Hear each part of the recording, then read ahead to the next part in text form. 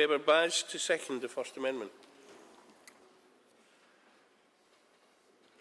Thank you, Lord Mayor. I stand to second the amendment to the Conservative motion in my name and that of Shabina Bano. First, I endorse all that Shabina has said so far. We have worked together on this motion. We knew firsthand that this has had a significant impact on the pensioners in our ward of Smallheath and Yardley West and Stetchford.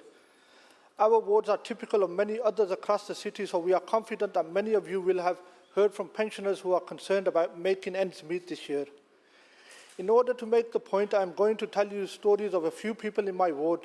Names have been changed in order to protect individual identities. Peter lives in Yardley and he says this: I used to work in construction, but I was made redundant in my late 50s. At that point, I started to receive the winter fuel payment, which helped me and my wife to make ends meet. My wife works and even though she's only on a part-time wage, it takes our household earnings just over the limit for pension credit.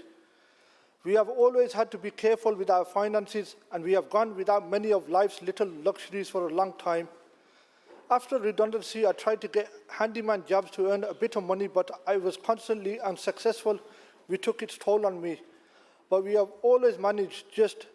It was a difficult few years back when energy prices went up.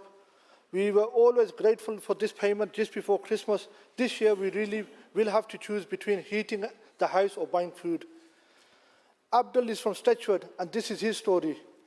I have had the winter fuel payment since I retired a few years back, but my state pension added to by a very small private pension takes me over the threshold for pension credit. I'm always a few pounds over. This will be the first time I won't receive the winter fuel payment. I'm worried how the cold will affect my mental and physical health, and my wife and family too. We won't be able to afford to put the heating on, so we will have to sit together in the room and wear layers. You feel it in your fingers though, because you can't wear gloves all day inside. Janet from Yardley, and she has a common experience to share. The whole thing is very confusing. There are long forms to complete and my eyesight is not good. It is overwhelming to know where to begin to see what I am eligible to receive. I was expecting to receive it for the first time this year, but now it is not happening. I was hoping I could rely on that.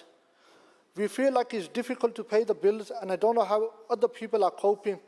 We have 6 grandchildren, and I'd like to put something aside for them at Christmas. This year, I wonder whether I should do that, as I may not be able to pay the bills if I do. I wish I didn't have to worry about this so much. I hope that in retirement things might be easier. In our city, we have a lot of poverty, and we have a lot of people who might just about miss out on this payment. There are people who rely on disability aids that require higher than average use of energy, which can push costs up significantly. We also have people who do not speak English as a first language and others who cannot read English. The forms that need to be completed are lengthy and daunting, and Birmingham residents are being impacted more than most by rising council tax and slashed services. I hope that members across this chamber vote with their conscience and endorse our message to government requesting that the energy windfall payment is used to relieve pensioners this year. Thank you, Lord Mayor.